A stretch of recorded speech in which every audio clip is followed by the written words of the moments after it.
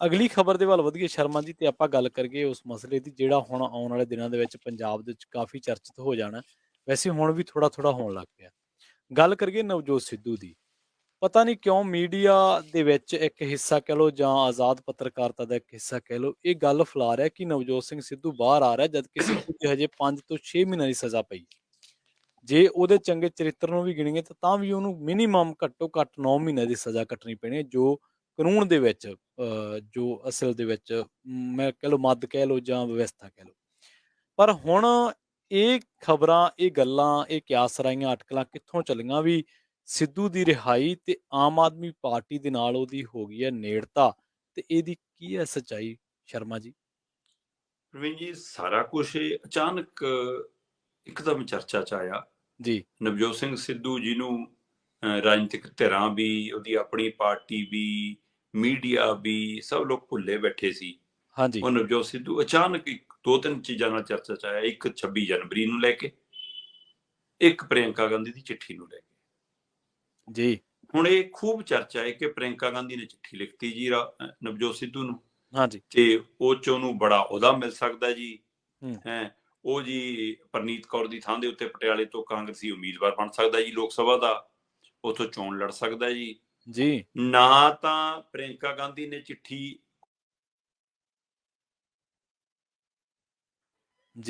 ਪਾਈ ਹੈ ਕਿ ਹਾਂ ਕਿ ਭਾਈ ਦੇਖ ਲਓ ਕਿ ਹਾਂ ਆਹ ਚਿੱਠੀ ਆ, ਨਾ ਹੀ ਨਵਜੋਤ ਸਿੱਧੂ ਨੇ ਉਹ ਚਿੱਠੀ ਕੋਈ ਜਾਰੀ ਕੀਤੀ ਆ ਕਿ ਭਾਈ ਆਹ ਮੈਨੂੰ ਚਿੱਠੀ ਲਿਖੀ ਗਈ ਆ। ਸੋ ਇਸ ਲਈ ਇਹ ਤਾਂ ਬਿਲਕੁਲ ਇਹ ਕਿਤੇ ਨਹੀਂ ਗਾ ਕਿ ਹਾਂ ਚਿੱਠੀ ਕਿਹਦੇ ਹੱਥ ਲੱਗੀ ਕਿਨੇ ਨਹੀਂ, ਇਹ ਸਭ ਕਿਆਸ ਰਾਈਆਂ ਲੱਗੀਆਂ। ਇੱਕ ਤਾਂ ਇਹ। ਦੂਸਰਾ ਫਿਰ ਇਹਦੇ ਵਿੱਚ ਪਹਿਲੂ ਜੁੜਿਆ ਆਮ ਆਦਮੀ ਪਾਰਟੀ ਵਾਲਾ। ਉਹ ਕਨੈਕਸ਼ਨ ਕਿੱਥੋਂ ਆਇਆ, ਕਿਹਨੇ ਉਹ ਸ਼ਗੂਫਾ ਛੱਡਿਆ, ਕਿਹਨੇ ਗੱਲ ਤੋਰੀ, ਅਜੇ ਤੱਕ ਕਿਤੇ ਪਾਕ ਸਾਫ ਨਹੀਂ ਹੈ।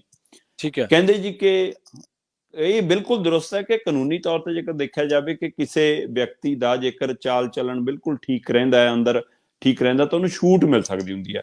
ਇਹ ਪੁਲਿਸ ਦੀ ਰਿਪੋਰਟ ਦੇ ਆਧਾਰ ਤੇ ਹੈ। ਪੁਲਿਸ ਉੱਥੇ ਦਾ ਜੇਲ੍ਹ ਪ੍ਰਸ਼ਾਸਨ ਚਾਹੇ, ਜੇਲ੍ਹ ਦੇ DGP ਚਾਹਣ ਤੇ ਉਹਨੂੰ ਛੂਟ ਦੇ ਕੇ ਸਰਕਾਰ ਨੂੰ ਅਪੀਲ ਕਰ ਸਕਦਾ ਕਿ ਹਾਂ ਭਾਈ ਤੁਸੀਂ ਇਸ ਤਰ੍ਹਾਂ ਮਤਲਬ ਕਿ ਤੇ ਕੰਮ ਕਰ ਲਓ। ਸੋ ਉਹਦੇ ਲਈ ਹੁਣ ਇਹਨਾਂ ਦੀ ਸਾਲ ਦੀ ਸਜ਼ਾ, ਤੇ ਸਾਲ ਦੀ ਸਜ਼ਾ ਚੋਂ ਇਹਨਾਂ ਨੂੰ 6 ਮਹੀਨੇ ਦੀ ਸਜ਼ਾ ਪੂਰੀ ਹੋ ਗਈ ਹੈ ਨਵਜੋਤ ਸਿੱਧੂ ਦੀ, ਤੇ 8 ਮਹੀਨੇ ਬਾਅਦ ਇਹਨਾਂ ਦੀ ਰਿਹਾਈ ਕਦੇ ਵੀ ਹੋ ਸਕਦੀ ਹੁੰਦੀ ਹੈ ਫਿਰ ਇਹ ਕਾਨੂੰਨੀ ਤਹਿਤ।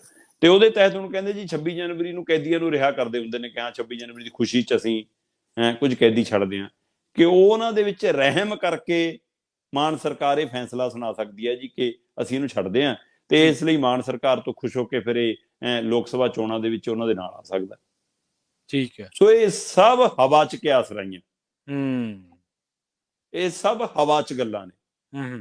ਰਿਹਾਈ ਹੋਣੀ ਜਾਂ ਨਹੀਂ ਹੋਣੀ ਵੱਖਰਾ ਸਵਾਲ। ਜੇ ਆਏ ਆ ਚਾਲ ਚੱਲਣ ਦਾ ਮੁੱਦਾ, ਤਾਂ ਇਹ ਵੀ ਧਿਆਨ 'ਚ ਰੱਖਣਾ ਚਾਹੀਦਾ ਕਿ ਭਾਈ ਉਹ ਤਾਂ ਬੈਰਕ 'ਚ ਆਪਣੇ ਹੀ ਨਾਲ ਦੇ ਸਾਥੀਆਂ ਨਾਲ ਲੜ ਲਿਆ। ਕੰਟੀਨ ਤੋਂ ਸਮਾਨ ਲੈਣ ਲਈ ਇੱਕ ਕਾਰਡ ਬਣ ਜਾਂਦਾ, ਠੀਕ ਹੈ ਭਾਈ ਇਹ ਫਲਾਣੇ ਕੈਦੀ ਦਾ ਕਾਰਡ ਹੈ, ਉਹਦੇ ਰਾਹੀਂ ਤੁਸੀਂ ਕੰਟੀਨ ਤੋਂ ਮਾਲ ਆਪਣਾ ਜੋ ਵੱਖਰਾ ਖਰੀਦਣਾ ਉਹ ਖਰੀਦ ਲਓ। ਹਾਂਜੀ। ਤੇ ਨਵਜੋਤ ਸਿੱਧੂ ਕਹਿੰਦੇ ਕਿ ਆਪਣਾ ਕਾਰਡ ਆਪਣੇ ਨਾਲ ਦੇ ਸਾਥੀਆਂ ਨੂੰ ਦੇ ਕੇ ਭੇਜ ਦਿੰਦੇ ਕਿ ਯਾਰ ਮੇਰੇ ਲਈ ਆਹ ਫੜ ਲਈ, ਮੇਰੇ ਲਈ ਆਹ ਲਿਆ ਦੀ। ਤੇ ਉਹ ਕਹਿੰਦੇ ਜਦੋਂ ਬਾਅਦ ਚੋਂ ਪਤਾ ਲੱਗਿਆ ਹਿਸਾਬ ਕਿਤਾਬ ਆਇਆ, ਉਹ 'ਚ ਜਿਹੜਾ ਚੀਜ਼ ਨਹੀਂ ਮੰਗਾਈ ਵੀ ਸਿੱਧੂ ਨੇ ਉਹ ਵੀ ਚੜੀ ਵੀ, ਤੇ ਉਹ ਕੈਦੀ ਕਹਿੰਦੇ ਆਪਣੇ ਨਾਂ ਤੇ ਲੈਂਦੇ ਰਹੇ, ਤੇ ਉਹਦੇ ਨਾਂ ਤੇ ਫਿਰ ਕਹਿੰਦੇ ਸਿੱਧੂ ਦੀ ਲੜਾਈ ਵੀ ਹੋਈ ਅੰਦਰ ਉਹਨਾਂ ਨਾਲ, ਕੁੰਡੀ ਲੱਗ ਗਈ ਸਿੱਧੂ ਨੂੰ। ਤੋ ਇਸ ਲਈ ਮਤਲਬ ਫਿਰ ਆ ਵੀ ਮਾਮਲਾ ਚਰਚਾ ਚ ਆਊਗਾ, ਫਿਰ ਤਾਂ ਫਿਰ ਕਿਵੇਂ ਰਿਹਾਈ ਸੰਭਵ ਹੈ। ਪਰ ਸਰਕਾਰਾਂ ਚਾਹੁਣ ਤਾਂ ਕੁਛ ਵੀ ਹੋ ਸਕਦਾ, ਪਰ ਅਸਲ ਦੇ ਵਿੱਚ ਜਿਹੜੀ ਪ੍ਰਿਯੰਕਾ ਗਾਂਧੀ ਵਾਲੀ ਚਿੱਠੀ ਆ, ਉਹ ਪ੍ਰਿਯੰਕਾ ਗਾਂਧੀ ਦੀ ਚਿੱਠੀ ਹੈ ਜਾਂ ਨਵਜੋਤ ਸਿੱਧੂ ਦੀ ਚਿੱਠੀ ਦਾ ਜਵਾਬ ਹੈ ਜੀ? ਅੱਛਾ। ਕਿਉਂਕਿ ਨਵਜੋਤ ਸਿੱਧੂ ਵੱਲੋਂ ਦੱਸਿਆ ਜਾ ਰਿਹਾ ਕਿ ਜੇਲ੍ਹ ਦੇ ਅੰਦਰੋਂ ਇੱਕ ਚਿੱਠੀ ਹਾਈ ਕਮਾਂਡ ਨੂੰ ਲਿਖੀ ਗਈ ਹੈ, ਤੇ ਉਹਦੇ ਜਵਾਬ ਵਜੋਂ, ਕਿਉਂਕਿ ਰਾਹੁਲ ਗਾਂਧੀ ਨਾਲ ਕਦੇ ਵੀ ਰਿਸ਼ਤੇ ਨਵਜੋਤ ਸਿੱਧੂ ਦੇ ਉਨੇ ਸੁਖਾਵੇਂ ਨਹੀਂ ਰਹੇ ਜੀ। ਉਹ ਬਾਇਆ ਪ੍ਰਿਯੰਕਾ ਹੀ ਕਾਂਗਰਸ 'ਚ ਗਏ ਸੀ, ਬਾਇਆ ਪ੍ਰਿਯੰਕਾ ਹੀ ਉਹ ਪ੍ਰਧਾਨ ਬਣੇ ਸੀ।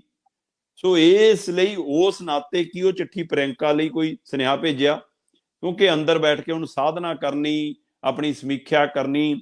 ਦੱਸਿਆ ਜਾ ਰਿਹਾ ਕਿ 30 ਕਿਲੋ ਦੇ ਕਰੀਬ ਵਜਨ ਘਟਾ ਲਿਆ ਨਵਜੋਤ ਸਿੱਧੂ ਨੇ ਜੇਲ੍ਹ ਦੇ ਅੰਦਰ। ਅੱਛਾ।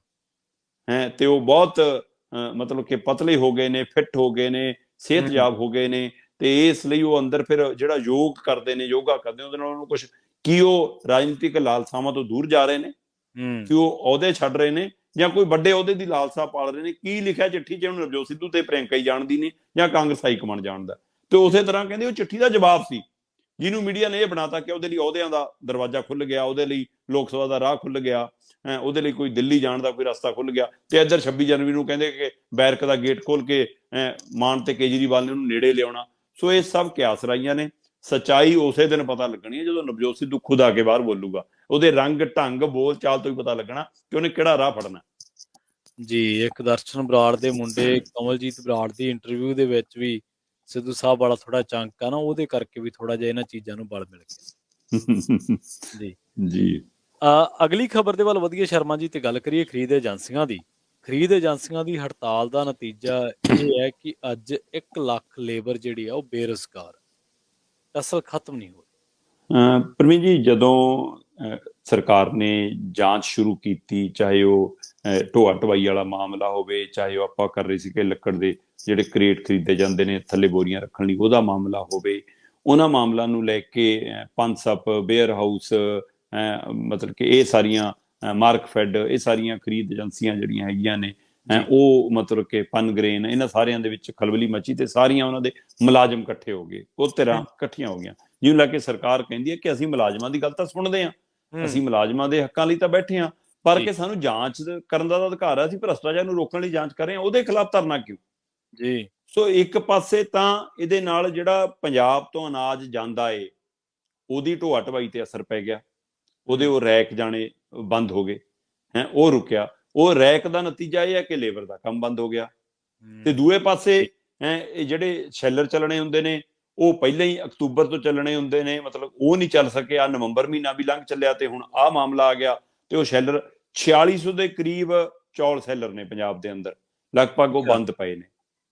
ਤੇ ਉਹਦਾ ਨਤੀਜਾ ਹੈ ਕਿ 1 ਲੱਖ ਲੇਬਰ ਦੀ ਜਿਹੜੀ ਮੰਡੀਆਂ ਵਾਲੀ ਮਜ਼ਦੂਰੀ ਆ ਉਹ ਵੀ ਅਟਕ ਗਈ ਤੇ ਉਹਨਾਂ ਨੂੰ ਗਾਹਾਂ ਜਿਹੜਾ ਸ਼ੈਲਰਾਂ 'ਚ ਕੰਮ ਮਿਲਣਾ ਹੁੰਦਾ, ਇਹ ਕੰਮ ਮਿਲਣਾ ਹੁੰਦਾ, ਉਹ ਕੰਮ ਵੀ ਰੁਕ ਗਿਆ ਤੇ ਲੇਬਰ ਉਹ ਕਹਿੰਦੇ ਪੰਜਾਬ 'ਚ ਜਾ ਸਕਦੀ ਆ। ਇੱਥੋਂ ਤੱਕ ਕਿ 20% ਕਿਸਾਨਾਂ ਦਾ ਵੀ ਅਦਾਇਗੀ ਅਜੇ ਫਸੀ ਹੋਈ ਆ ਜੀ। ਆੜਤੀਆਂ ਦਾ ਕਮਿਸ਼ਨ ਵੀ ਫਸਿਆ ਹੋਇਆ। ਸੋ ਆੜਤੀਏ ਵੀ, ਲੇਬਰ ਵੀ, ਕਿਸਾਨ ਵੀ, ਮਜ਼ਦੂਰ ਵੀ, ਉਹ ਸਾਰੇ ਇਸ ਹੜਤਾਲ ਤੋਂ ਪਰੇਸ਼ਾਨ ਨੇ। ਸਰਕਾਰ ਨੇ ਤਾਂ ਪਰੇਸ਼ਾਨ ਹੋਣਾ ਹੀ ਹੋਣਾ। ਸੋ ਇਸ ਲਈ ਇਹ ਪਹਿਲੂ ਇਸ ਕਰਕੇ ਵੱਡਾ ਬਣ ਗਿਆ ਕਿ ਇੱਥੋਂ ਸਪਲਾਈ ਸਾਰੀ ਪ੍ਰਭਾਵਿਤ ਆ ਤੇ ਉਹਦਾ ਨਤੀਜਾ ਇਹ ਹੈ ਕਿ ਆਹ ਹੜਤਾਲ ਨੇ ਪੰਜਾਬ ਦੀਆਂ ਸ਼ੈਲਰ ਮਿੱਲਾਂ ਵੀ, ਸਾਰੀਆਂ ਚੌਲ ਮਿੱਲਾਂ ਵੀ ਬੰਦ ਕਰਤੀਆਂ ਤੇ ਆਹ ਰੁਕਣ ਦਾ ਨਤੀਜਾ ਇਹ ਹੈ ਕਿ ਪਰ ਸਰਕਾਰ ਇਸ ਨੂੰ ਹੁਣ ਕੀ ਉਹ ਸਰਕਾਰ ਮਸਲਾ ਹੱਲ ਕਰਨ ਵੱਲ ਵਧੂਗੀ, ਕੀ ਇਹਨੂੰ ਨਿਬੇੜੂਗੀ ਜਾਂ ਭ੍ਰਸ਼ਟਾਚਾਰੀਆਂ ਦੇ ਖਿਲਾਫ ਕਾਰਵਾਈ ਨੂੰ ਬ੍ਰੇਕ ਲਾਊਗੀ, ਇਹ ਦੇਖਣ ਵਾਲੀ ਗੱਲ ਹੋਊਗੀ। ਕਿਤੇ ਨਾ ਕਿਤੇ ਪੰਜਾਬ ਦਾ ਸਾਰਾ ਸਿਸਟਮ ਇਹਦੇ ਨਾਲ ਹਿੱਲਿਆ ਖੜਾ। ਪ੍ਰਵੀਨ ਜੀ ਜੀ ਜੀ ਬਿਲਕੁਲ ਬਿਲਕੁਲ। ਜਦੋਂ ਇਸ ਤਰ੍ਹਾਂ ਕੰਮਕਾਰ ਕਰਨ ਵਾਲੀਆਂ ਏਜੰਸੀਆਂ ਦੀ ਜਦੋਂ ਟੱਸਲ ਹੁੰਦੀ ਹੈ, ਜਦੋਂ ਉਹਨਾਂ ਦੇ ਕੋਈ ਹੜਤਾਲ ਕਰਦੇ ਆ ਤਾਂ ਉਦੋਂ ਸਿਸਟਮ ਦਾ ਹਿੱਲਣਾ ਜ਼ਰੂਰੀ ਹੋ ਜਾਂਦਾ, ਕਿਉਂਕਿ ਸਿਸਟਮ ਚੱਲਦਾ ਹੀ ਇਸ ਤਰ੍ਹਾਂ ਤਾਲਮੇਲ ਨਾਲ। ਤਾਲਮੇਲ ਖਤਮ ਤੇ ਸਿਸਟਮ ਦੀ ਚੈਨ ਸਮਝ ਲਓ ਫਸ ਗਈ ਹੈ। ਜਾਂਦਿਆਂ ਤੇ ਗੱਲ ਕਰੀਏ ਕੇਜਰੀਵਾਲ ਦੀ। ਕੇਜਰੀਵਾਲ ਦੀ ਜਿਹੜੀ ਰਾਜਨੀਤਿਕ ਬਰਾਤ ਹੈ ਗੁਜਰਾਤ ਤੋਂ ਦਿੱਲੀ ਕਿਉਂ ਪਰਤ ਗਈ? ਕਿਤੇ ਮੰਤਰੀ ਨੂੰ ਤਾੜਨ ਤਾਂ ਨਹੀਂ ਗਏ ਵੀ ਭਾਈ ਤੇਰੀਆਂ ਨਿੱਤ ਵੀਡੀਓ ਆ ਰਹੀਆਂ, ਮਾੜਾ ਜਿਹਾ ਟਿਕ ਜਾ ਕਰ? ਨਹੀਂ, ਵੀਡੀਓ ਤਾਂ ਪੁਰਾਣੀਆਂ ਨੇ, ਹੁਣ ਟਿਕਣ ਨਾਲ ਕੁਝ ਨਹੀਂ ਹੋਣਾ, ਹੁਣ ਤਾਂ ਦੇਰ ਹੋ ਗਈ ਜੀ। ਸੋ ਇਸ ਲਈ ਉਹ ਵੀਡੀਓ ਤਾਂ ਮਿਹਰਬਾਨ। ਹਾਂ ਬਿਲਕੁਲ ਬਿਲਕੁਲ ਜੀ ਹਾਂ ਜੀ। ਸੋ ਦੀਪਕ ਸ਼ਰਮਾ ਜੀ ਆਪਣੇ ਨਾਲ ਜੁੜੇ ਹੋਇਆ, ਉਹਨਾਂ ਦਾ ਜਿਹੜਾ ਇੰਟਰਨੈਟ ਕਨੈਕਸ਼ਨ ਕਰਕੇ। ਜੀ ਜੀ ਸ਼ਰਮਾ ਜੀ। ਹਾਂਜੀ, ਜਿੱਥੋਂ ਤੱਕ ਸਵਾਲ ਹੈ ਗੁਜਰਾਤ ਵਾਲਾ, ਬਿਲਕੁਲ ਜਦੋਂ ਹਿਮਾਚਲ ਦੇ ਵਿੱਚ ਆਮ ਆਦਮੀ ਪਾਰਟੀ ਦਾਖਲ ਹੋਈ ਸੀ ਤਦ ਖੂਬ ਚਰਚਾ ਸੀ ਕਿ ਹਿਮਾਚਲ 'ਚ ਬਹੁਤ ਲਾਹਾ ਮਿਲ ਸਕਦਾ ਕਿ ਭਾਈ ਪੰਜਾਬ ਦੇ ਨੇੜੇ ਲੱਗਦਾ, ਪਰ ਅਚਾਨਕ ਪਤਾ ਲੱਗਾ ਕਿ ਹਿਮਾਚਲ ਤੋਂ ਆਮ ਆਦਮੀ ਪਾਰਟੀ ਨੇ ਬੋਰੀ ਬਿਸਤਰਾ ਬੰਨ ਲਿਆ। ਉਹਨਾਂ ਨੂੰ ਪਤਾ ਲੱਗਾ ਕਿ ਇੱਥੇ ਸਾਡਾ ਕੁਝ ਨਹੀਂ ਬਣਨਾ ਜੀ, ਤੇ ਫਿਰ ਪੂਰੇ ਦਮਖਮ ਨਾਲ ਗੁਜਰਾਤ ਗਏ ਤੇ ਗੁਜਰਾਤ ਦੇ ਵਿੱਚ ਗੁਜਰਾਤੀਆਂ ਨੇ ਸਵਾਗਤ ਕੀਤਾ, ਚਾਹੇ ਨਹੀਂ ਕੀਤਾ ਕੇਜਰੀਵਾਲ ਦਾ, ਪਰ ਭਾਜਪਾ ਨੇ ਬਹੁਤ ਸਵਾਗਤ ਕੀਤਾ ਜੀ। ਭਾਜਪਾ ਨੂੰ ਬਹੁਤ ਚੰਗਾ ਲੱਗਿਆ ਕੇਜਰੀਵਾਲ ਦਾ ਆਉਣਾ ਕਿ ਭਾਈ ਸਾਡਾ ਜਿਹੜੇ ਖਿਲਾਫ ਵੋਟ ਆ ਉਹਨੂੰ ਸਾਰੀ ਕਾਂਗਰਸ ਨੂੰ ਨਹੀਂ ਪਊਗੀ, ਉਹ ਕੇਜਰੀਵਾਲ ਨੂੰ ਵੀ ਡਿੱਗੂਗੀ। ਸਾਡੇ ਲਈ ਕੇਜਰੀਵਾਲ ਮਤਲਬ ਕਿ ਸਾਡਾ ਦੂਤ ਬਣ ਕੇ ਆ ਗਿਆ, ਇੱਕ ਤਰ੍ਹਾਂ ਨਾਲ ਸਾਡੇ ਲਈ ਸਹਾਈ ਬਣ ਕੇ ਆ ਗਿਆ, ਅਸੀਂ ਤਰ ਜਾਾਂਗੇ ਹੁਣ। ਸੋ ਬੀਜੇਪੀ ਨੂੰ ਲੱਗਿਆ ਕਿ ਕੇਜਰੀਵਾਲ ਦੇ ਆਉਣ ਨਾਲ ਸਾਡੀ ਸਰਕਾਰ ਬਣਨਾ ਤੈਅ ਹੈ। ਪਰ ਜਦੋਂ ਕੇਜਰੀਵਾਲ ਨੇ ਸ਼ਹਿਰਾਂ ਦੇ ਵਿੱਚ ਮੁਕਾਬਲੇ ਨੂੰ ਤਿਕੋਣਾ ਬਣਾਇਆ, ਜਦੋਂ ਕੇਜਰੀਵਾਲ ਨੇ ਹਿੰਦੂ ਪੱਤਾ ਖੇਡਿਆ ਤੇ ਉਸ ਸਮੇਂ ਭਾਜਪਾ ਨੂੰ ਹੱਥਾਂ ਪੈਰਾਂ ਦੀ ਪੈ ਗਈ। ਤੇ ਜਦੋਂ ਕੇਜਰੀਵਾਲ ਦੀਆਂ ਰੈਲੀਆਂ 'ਚ ਚਰਚਾ ਹੋਣ ਲੱਗੀ, ਜਦੋਂ ਉਹਦੀਆਂ 1000 ਰੁਪਏ ਵਾਲੀ ਮੁਫਤ ਸਕੀਮ ਵਾਲੀ, ਪੈਸੇ ਵਾਲੀ ਗੱਲ, ਮੁਫਤ ਬਿਜਲੀ ਵਾਲੀ ਗੱਲ ਲੋਕਾਂ ਦੇ ਘਰਾਂ ਤੱਕ ਜਾਣ ਲੱਗੀ, ਚਰਚਾ ਜਾਣ ਲੱਗੀ, ਤਾਂ ਬੀਜੇਪੀ ਨੂੰ ਫਿਕਰ ਪੈ ਗਿਆ ਕਿ ਭਾਈ ਇਸ ਤੋਂ ਦੀ ਕਾਂਗਰਸ ਨੂੰ ਸਾਡਾ ਵੀ ਨੁਕਸਾਨ ਕਰ ਸਕਦਾ। ਔਰ ਕਿਤੇ ਨਾ ਕਿਤੇ ਕੇਜਰੀਵਾਲ ਤੇ ਉਹਨਾਂ ਦੀ ਟੀਮ ਤੇ ਆਮ ਆਦਮੀ ਪਾਰਟੀ ਨੇ ਗੁਜਰਾਤ 'ਚ ਮੁਕਾਬਲੇ ਨੂੰ ਤਿਕੋਣਾ ਬਣਾਤਾ ਸੀ। ਪਰ ਇਸ ਨੂੰ ਸਿਖਰ ਤੇ ਜਾ ਕੇ ਜੇਕਰ ਛੱਡ ਦੋਗੇ ਤਾਂ ਫਿਰ ਕੁਝ ਵੀ ਨਤੀਜੇ ਹੋ ਸਕਦੇ ਨੇ। ਸੋ ਹੁਣ 1 ਤਰੀਕ ਨੂੰ ਪਹਿਲੇ ਪੜਾਅ ਦੀਆਂ ਮਤਲਬ ਵੋਟਾਂ ਨੇ, ਇਹਦਾ ਮਤਲਬ 29 ਤਰੀਕ ਤੱਕ ਦਾ ਚੋਣ ਪ੍ਰਚਾਰ ਹੋਣਾ ਸੀ। 29 ਤਰੀਕ ਸ਼ਾਮ ਨੂੰ 5 ਵਜੇ ਤੱਕ ਚੋਣ ਪ੍ਰਚਾਰ ਹੋਣਾ ਸੀ। ਪਰ ਮੈਨੂੰ ਪਤਾ ਲੱਗ ਰਿਹਾ ਕਿ 27 ਤਰੀਕ ਤੋਂ ਬਾਅਦ ਲਗਭਗ ਬੜੇ ਚਿਹਰੇ, ਬੜੇ ਨਾਮੀ ਧਿਰਾਂ ਵਾਪਸ ਦਿੱਲੀ ਪਰਤ ਆਈਆਂ। ਕੇਜਰੀਵਾਲ, ਰਾਘਵ ਚੱਡਾ, ਭਗਵੰਤ ਮਾਨ, ਇਹਨਾਂ ਨੇ ਹੁਣ ਪੂਰਾ ਜ਼ੋਰ ਦਿੱਲੀ ਲਾਤਾ, ਕਿਉਂਕਿ ਬੀਜੇਪੀ ਨੂੰ ਜਦੋਂ ਖਤਰਾ ਮਹਿਸੂਸ ਹੋਇਆ ਪ੍ਰਵੀਨ ਜੀ, ਤਦ ਬੀਜੇਪੀ ਨੇ ਆਪਣਾ ਰਾਜਨੀਤਿਕ ਦਾਅ ਚੱਲਿਆ ਤੇ ਆਪਣੇ ਜਿੰਨ ਨੂੰ, ਚੋਣ ਕਮਿਸ਼ਨ ਵਾਲੇ ਜਿੰਨ ਨੂੰ ਬੋਤਲ ਚੋਂ ਬਾਹਰ ਕੱਢਿਆ ਤੇ ਦਿੱਲੀ ਨਗਰ ਨਿਗਮ ਦੀਆਂ ਚੋਣਾਂ ਗੱਬੇ ਲਿਆ ਕੇ ਖੜੀਆਂ ਕਰਤੀਆਂ। ਵਾਹ। ਦਿੱਲੀ ਨਗਰ ਨਿਗਮ ਦੀਆਂ ਚੋਣਾਂ 4 ਤਰੀਕ ਨੂੰ ਨੇ। 1 ਤਰੀਕ ਨੂੰ ਗੁਜਰਾਤ ਦਾ ਪਹਿਲਾ ਪੜਾਅ, 5 ਤਰੀਕ ਨੂੰ ਗੁਜਰਾਤ ਦਾ ਦੂਜਾ ਪੜਾਅ, ਗੱਬੇ 4 ਤਰੀਕ ਨੂੰ ਦਿੱਲੀ ਨਗਰ ਨਿਗਮ। ਤੇ ਦਿੱਲੀ ਨਗਰ ਨਿਗਮ ਨੂੰ ਸਤਿੰਦਰ ਜੈਨ ਦੀਆਂ ਵੀਡੀਓ ਨੇ ਬਹੁਤ ਚਰਚਿਤ ਲਿਆ ਤਾ। ਬਿਲਕੁਲ ਸਹੀ, ਬਿਲਕੁਲ ਸਹੀ। ਰੂਟੀਨ 'ਚ ਹੋ ਜਾਂਦੀਆਂ ਤਾਂ ਹੋ ਜਾਂਦੀਆਂ। ਹੁਣ ਸਤਿੰਦਰ ਜੈਨ ਦੀ ਵੀਡੀਓ ਨੇ ਬੀਜੇਪੀ ਨੂੰ ਹਵਾ ਦੇ ਦਿੱਤੀ। ਉਹ ਗੁਜਰਾਤ ਤੱਕ ਅਸਰ ਵੀ ਕਰ ਰਹੀਆਂ ਤੇ ਦਿੱਲੀ 'ਚ ਤਾਂ ਕਰੇ ਰਹੀਆਂ। ਬਿਲਕੁਲ। ਤੇ ਦਿੱਲੀ 'ਚ ਇੰਨੀ ਵੀ ਕੋਈ ਬਦਲਾਅ ਦੀ ਲਹਿਰ ਨਹੀਂ ਚੱਲੀ, ਕੁਝ ਨਹੀਂ ਬਦਲਿਆ ਜਿੰਨਾ ਕੇਜਰੀਵਾਲ ਹੋਰੀ ਪੇਸ਼ ਕਰਦੇ ਨੇ।